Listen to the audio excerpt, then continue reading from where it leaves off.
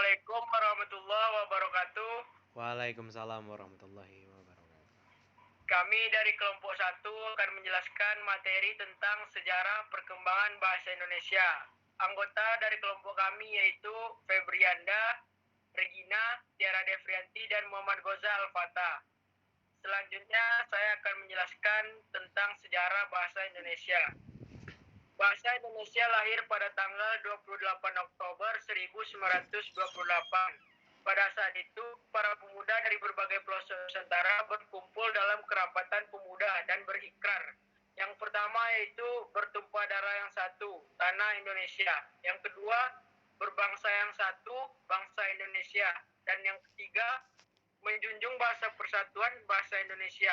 Ikrar pemuda ini diberi nama Sumpah Pemuda. Bahasa Indonesia dinyatakan kedudukannya sebagai bahasa negara pada tanggal 18 Agustus 1945. Karena pada saat itu, Undang-Undang Dasar Negara Republik Indonesia dalam Undang-Undang Dasar 1945 disebutkan bahwa negara ialah bahasa Indonesia. Selanjutnya ada keputusan Kongres Bahasa Indonesia 2 tahun 1945 di Medan antara lain sebagai berikut. Yang pertama, menyatakan bahwa bahasa Indonesia berasal dari bahasa Melayu. Yang kedua, bahasa Indonesia tumbuh dan berkembang dari bahasa Melayu yang sejak zaman dulu sudah dipergunakan sebagai bahasa perhubungan, bukan hanya di Kepulauan Nusantara, melainkan juga hampir di seluruh Asia Tenggara. Bahasa Melayu mulai dipakai di kawasan Asia Tenggara sejak abad ke-7. Bukti yang menyatakan itu ialah ditemukannya prasasti di kedudukan Bukit Berangka pada tahun 683 Masehi, Palembang. Yang kedua ada Talang Tua Berangka pada tahun 684 Masehi, Palembang. Yang ketiga ada Kota Dapur Berangka pada tahun 686 Masehi, Bangka Barat. Dan yang terakhir ada Karangberahi Berangka tahun 688, yaitu di Jambi. Prasasti itu bertuliskan huruf Pranagari berbahasa Melayu kuno. Bahasa Melayu kuno itu tidak hanya dipakai pada zaman Sriwijaya, karena di Jawa Tengah juga ditemukan prasasti Berangka tahun 832 Masehi, dan di Bogor ditemukan prasasti Berangka pada tahun 942 Masehi yang juga menggunakan bahasa Melayu kuno. Pada zaman Sriwijaya, bahasa Melayu dipakai sebagai bahasa kebudayaan, yaitu bahasa buku pelajaran agama Buddha. Bahasa Melayu juga dipakai sebagai bahasa perhubungan antar suku di Nusantara dan sebagai bahasa perdagangan, baik sebagai bahasa antar suku di Nusantara maupun sebagai bahasa yang digunakan terhadap para pedagang yang datang dari luar Nusantara.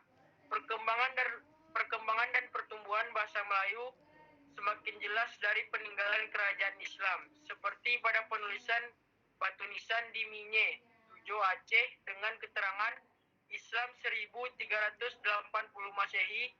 Kemudian ditemukan pula hasil sastra abad ke-16 dan ke-17 seperti syair Hamzah Fansuri, Hikayat Raja-Raja Pasai, Sejarah Melayu, Tajasalatin, dan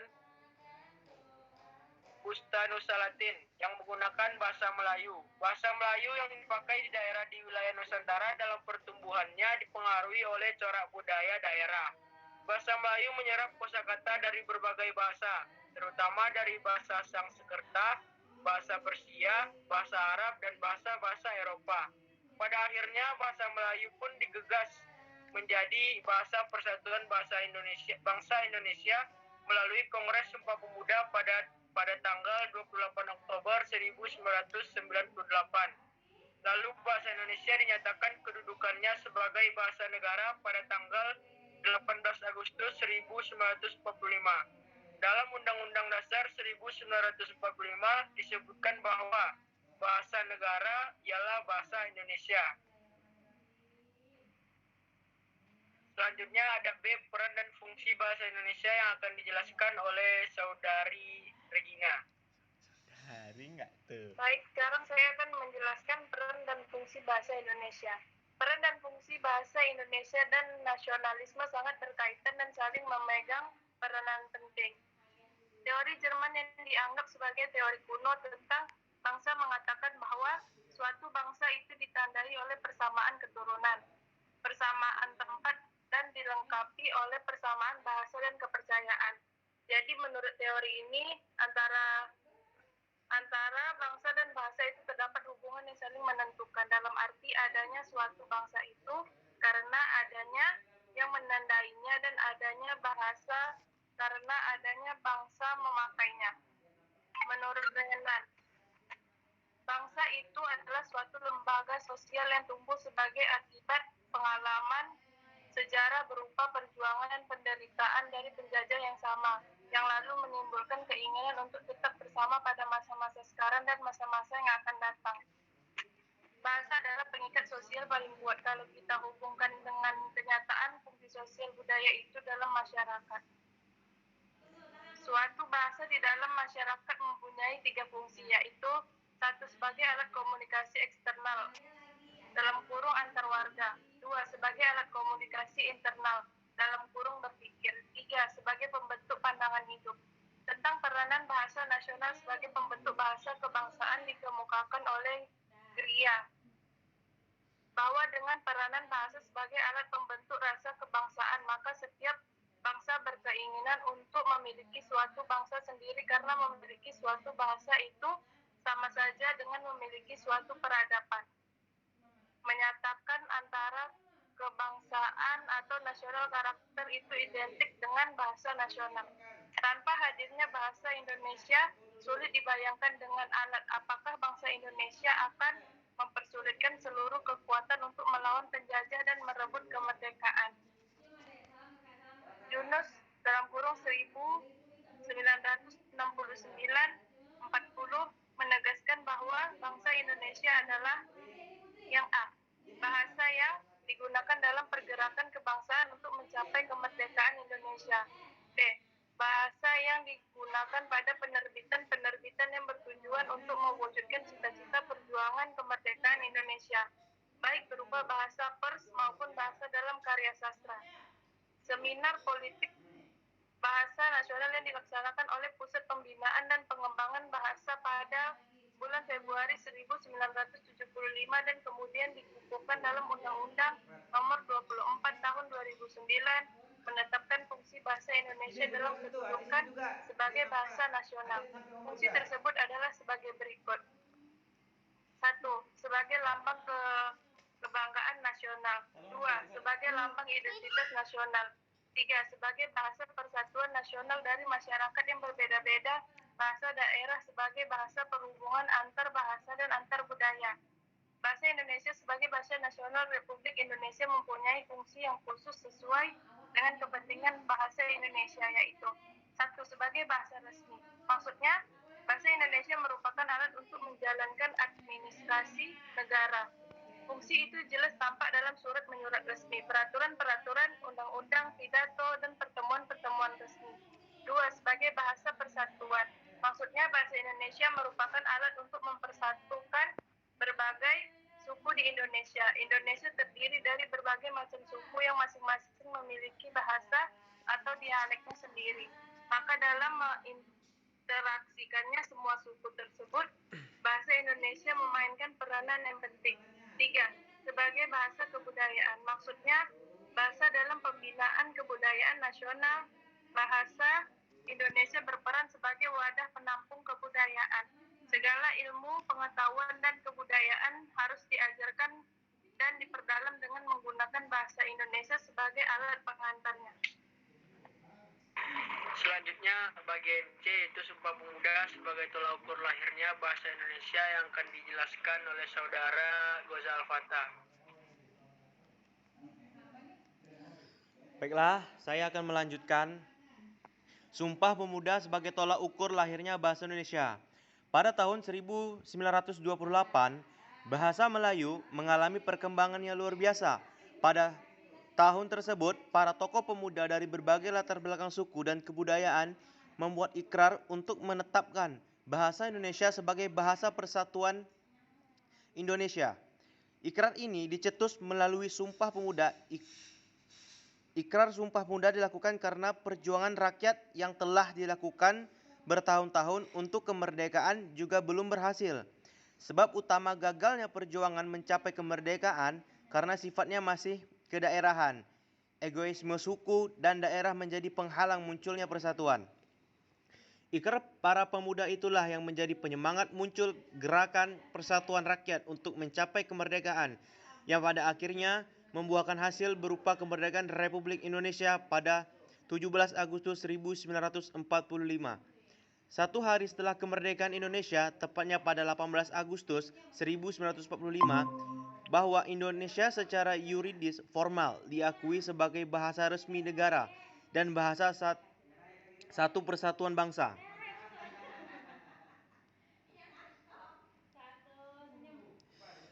Pada saat Sumpah Pemuda 28 Oktober 1928,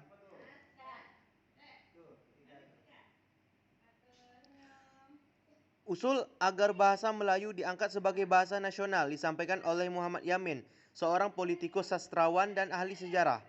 Dalam pidatonya pada Kongres Nasional kedua di Jakarta.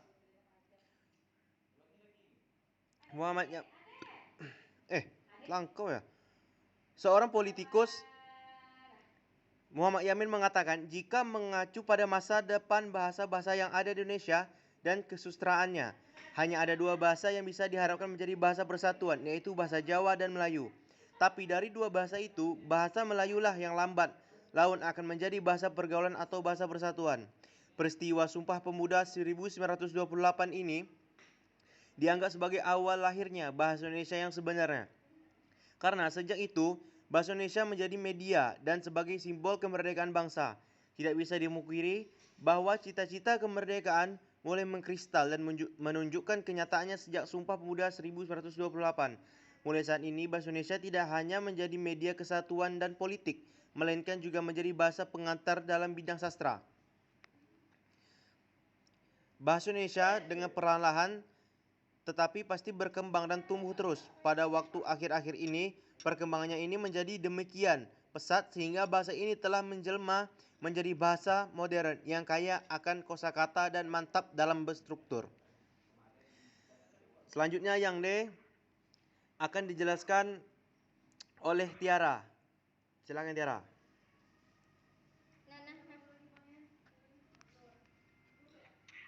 Baik, di sini saya akan menjelaskan poin D, yaitu hubungan dan kemiripan antar bangsa Indonesia dan bahasa Melayu. Bahasa Indonesia tumbuh dan berkembang dari bahasa Melayu yang sejak dahulu sudah dipakai sebagai bahasa perantara, bukan saja di Kepulauan Nusantara, melainkan juga hampir di Asia Tenggara. Pertanyaan yang mungkin timbul adalah kapan sebenarnya bahasa Melayu mulai dipergunakan sebagai alat komunikasi. Berbagai batu tertulis kuno yang ditemukan seperti 1. Prasasti kedudukan bukit di Palembang tahun 683. 2. Prasasti Talang Tua di Palembang tahun 684. 3. Prasasti di Kota Kapur di Bangka Barat tahun 686 yang bertulis Pranagari dan bahasanya bahasa Melayu kuno. Memberi petunjuk kepada kita bahwa bahasa Melayu dalam bentuk bahasa Melayu kuno adalah bahasa Melayu kuno sudah dipakai sebagai alat komunikasi pada zaman Sriwijaya. Bahasa Indonesia bukan bahasa yang lahir secara alamiah, melainkan hasil kesepakatan sosiologi dan politis yang pengangkatan bahasa Melayu menjadi bahasa Indonesia. Namun bahwa bahasa Indonesia berasal dari bahasa Melayu yang digunakan di Semenanjung Malaka. Dan ada yang menyatakan bahwa bahasa Indonesia berasal dari bahasa Melayu tinggi yang digunakan di Riau dan di Jakarta. Sementara itu, banyak pendapat yang menyatakan bahwa bahasa Indonesia merupakan pidgin Creole. Untuk itu, sebagai langkah awal pembicaraan tentang bentuk bahasa Indonesia, yang apakah merupakan pidgin atau merupakan Creole atau bukan keduanya. perlu dibicarakan dahulu tentang apa yang dimaksud dengan pidgin atau Creole. Pidgin ialah suatu bahasa campuran dari dua bahasa atau lebih yang muncul secara alamiah karena masing-masing pihak penutur bahasa aslinya tidak saling mengerti. Tentu saja pidgin itu tercipta agar masing-masing pihak dapat saling berkomunikasi. Biasanya bahasa pidgin terjadi bahasa penduduk asli yang bercampur dengan bahasa kaum pendatang. Kaum pendatang biasanya pula sumbangan dari bahasa penduduk asli lebih banyak daripada sumbangan dari bahasa kaum pendatang. Tetapi hal itu tidak bersifat mutlak. Yang terpenting ialah bahasa pidgin ialah sederhana dan masing-masing bahasa penyumbangnya, dengan kata lain, bagian mana yang lebih mudah diterima atau dimengerti kedua belah pihak. Bagian itu pula yang masuk ke dalam pidgin.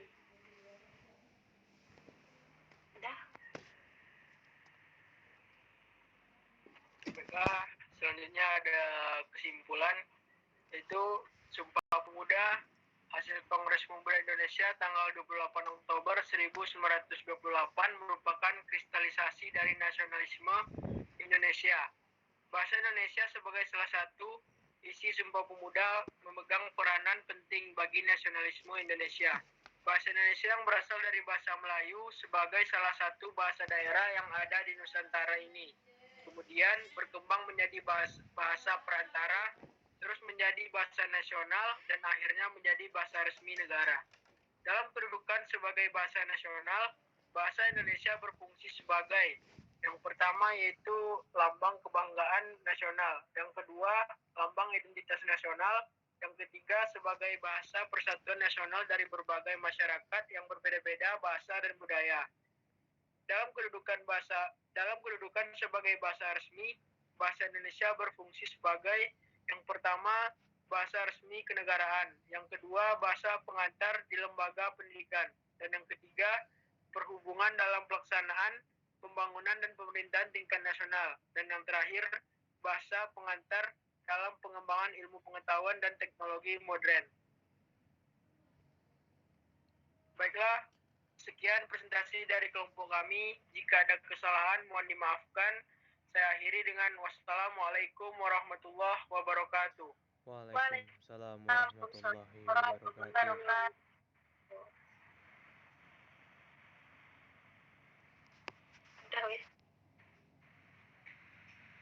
Bro, Oi bro, udah ada siap kan? dah. Ya, rekaman nanti kirim ke Gina ya. Oke. Grup kirim.